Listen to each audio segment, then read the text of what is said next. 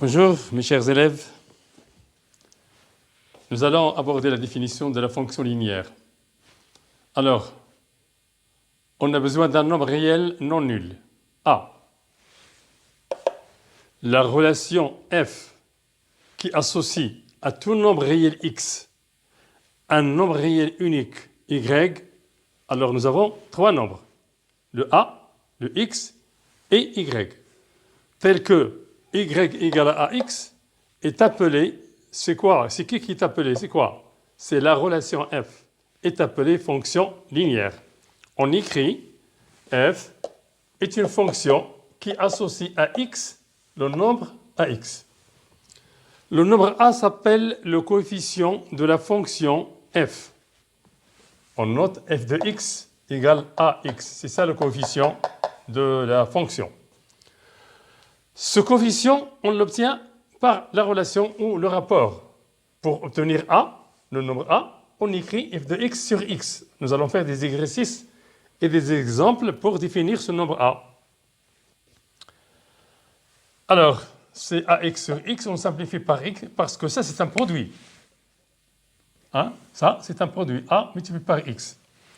On simplifie par x, qui est non nul aussi, et on obtient a. Le nombre f de x se lit f de x. Simple. Maintenant, cette fonction a une représentation graphique, comme je l'ai fait dans le cours précédent, concernant des nombres positifs et qu'on a représenté sur un cadran, tout simplement un cadran d'un repère. On n'a pas fait tout le cadran parce que le A que nous avons choisi, le prix du pain était un nombre positif 2, donc on avait besoin tout simplement du cadran. Premier cadran. La représentation graphique donc de la fonction f, la fonction linéaire, dans un repère orthogonal. Nous allons voir ce repère orthogonal est une droite qui passe par l'origine du repère. Dans le cours précédent, nous avons trouvé une demi-droite parce que nous travaillions avec des nombres tout simplement positifs. Maintenant, si on parle de tous les nombres réels, on parle d'un repère tout entier, un repère orthogonal, c'est-à-dire dont les axes sont orthogonaux. C'est-à-dire orthogonaux, c'est quoi? C'est perpendiculaire. Cette représentation s'appelle aussi courbe de la fonction f. Ça s'appelle la représentation graphique ou la courbe de la fonction f. Alors maintenant, nous continuons à définir cette fonction. Nous avons autre chose à dire.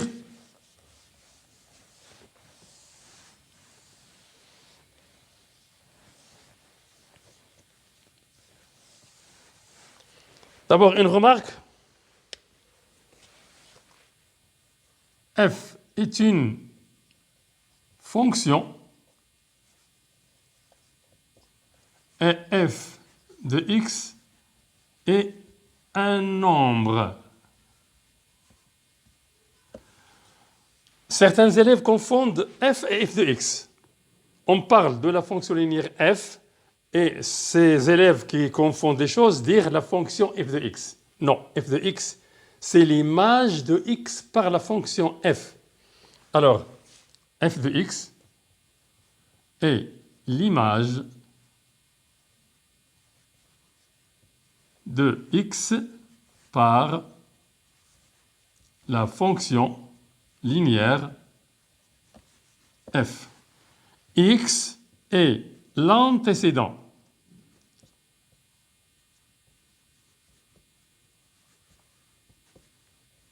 de ax par la fonction linéaire f, bien sûr. Donc, à ne pas confondre f avec f de x, ne pas confondre image et antécédent. Qu'est-ce qu'on a à dire aussi?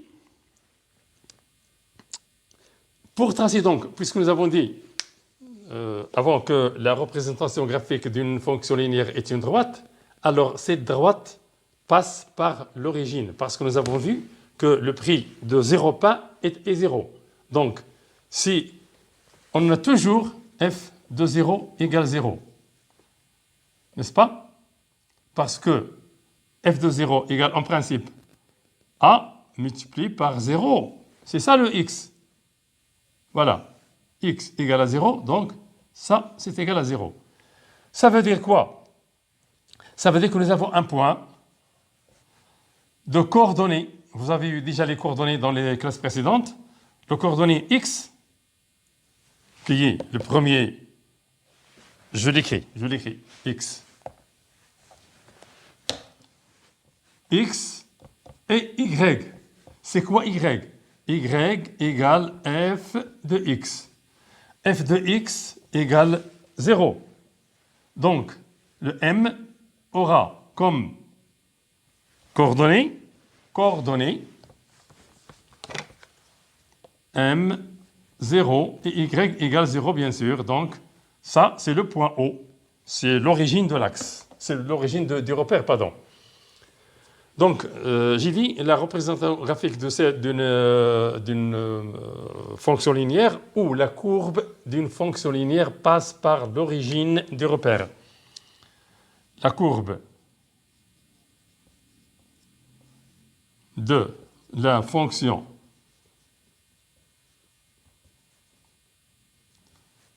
linéaire passe par l'origine au 0, 0 du repère.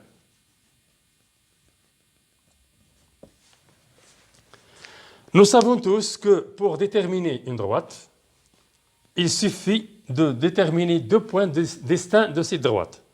Donc, puisque maintenant la représentation graphique ou la courbe d'une fonction linéaire est une droite, alors cette droite doit être définie par 2 points distincts.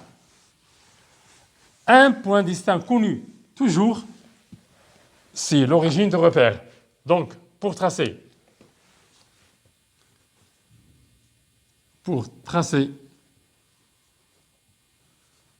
la courbe d'une fonction linéaire,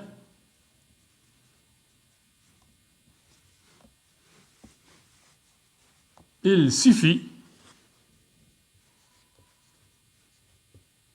de déterminer un point, un seul point M de coordonnées x, f de x,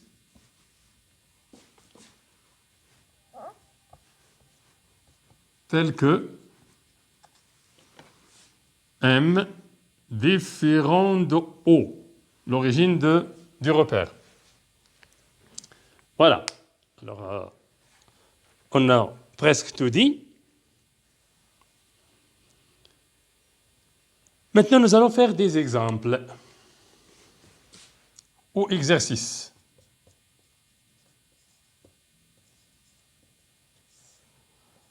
Premièrement,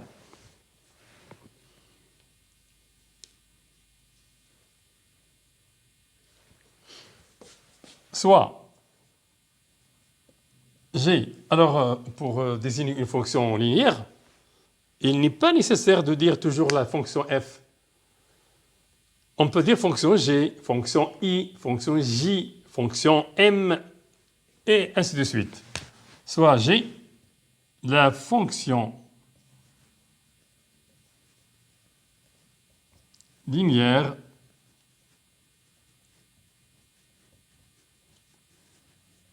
telle que G de x égale 3x.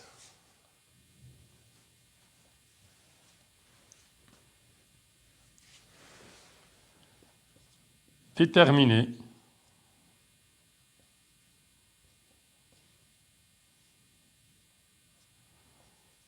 un point. E différent de O de la courbe.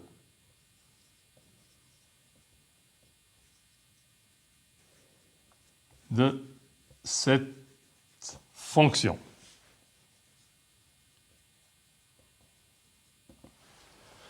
Alors, le point O de coordonnées 0, 0, nous allons maintenant choisir un autre point d'abscisse. Il y a l'abscisse et l'ordonnée, puisque les coordonnées sont deux nombres. Il y a l'abscisse et l'ordonnée. Ça, c'est l'abscisse. Et ça, c'est l'ordonnée. Abscisse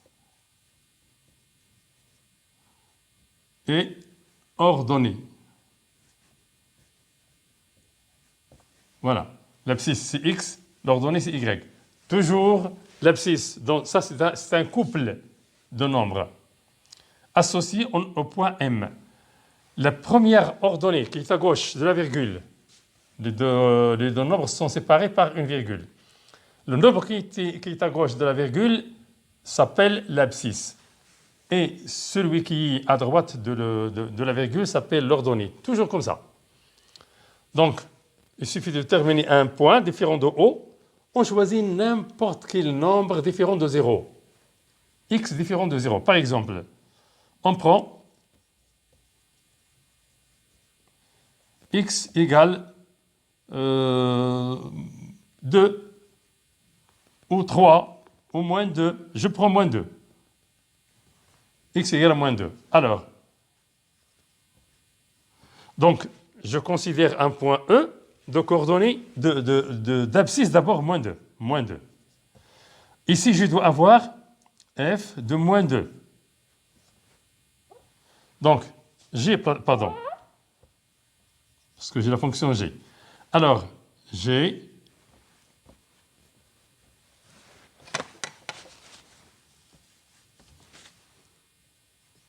de moins 2 égale 3, qui est le coefficient de la fonction, multiplié par moins 2, égale moins 6.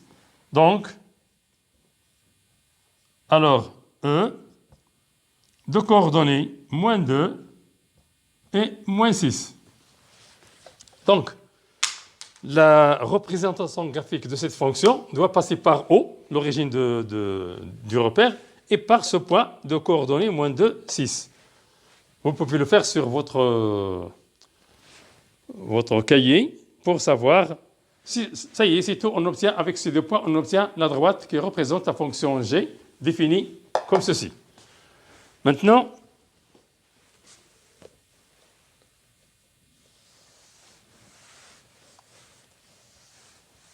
on va maintenant savoir comment définir une fonction à partir d'un point donné.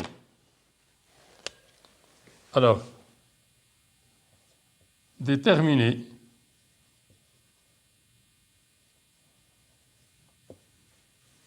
la fonction g qui passe par quoi d'abord? Par le point O, origine de l'axe, du repère, pardon. Si, évidemment, le point O est l'origine. Sinon, si on a un autre point différent de O qui est origine du repère, on doit le considérer comme repère. On n'a pas toujours le point O qui est origine du repère. Alors, déterminer la fonction g qui passe par le point A, par exemple, tel que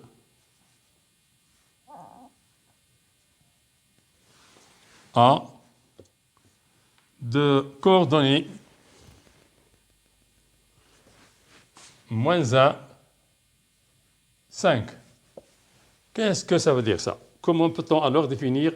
On doit avoir g de x égale x. Il faut définir le A. Nous avons déjà dit comment on peut le définir. D'abord, il faut interpréter ça. Qu'est-ce que ça veut dire ça? Ça, moins 1, c'est x. Et 5, c'est g de x. Voilà. Et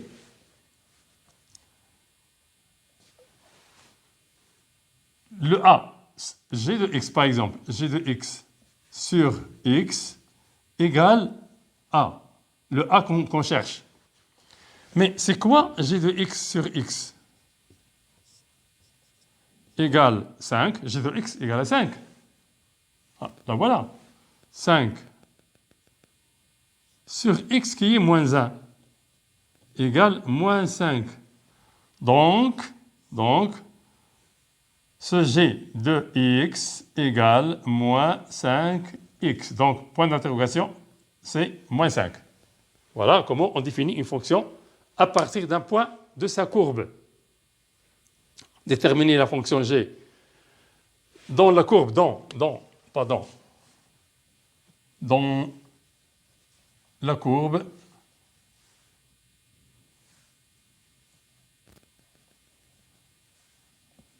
passe par le point A tel que. Voilà comment on définit. On donne un autre exemple.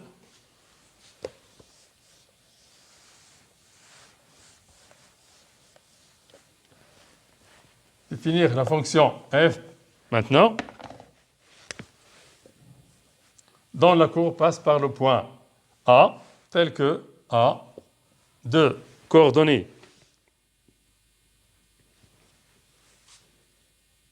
4, 2. Alors, 4, c'est x. Et 2, c'est f de x. Et on doit écrire f de x doit s'écrire ax. C'est quoi ce a? On sait que a égale f de x sur x. Mais c'est quoi f de x? C'est 2. Et c'est quoi x? C'est 4. Égale donc, simplification par 2 égale 1 demi. Donc, f de x, la définition de f de x est égale à 1 demi x. Ça veut dire que cette fonction transforme chaque nombre réel en son demi. Exemple, f de 4 égale 1 demi de 4 égale à 2. C'est ce qu'on a ici. F de moins 3 égale 1 demi multiplié par moins 3 égale moins 3 demi. F de moins 12 égale 1 demi fois moins 12.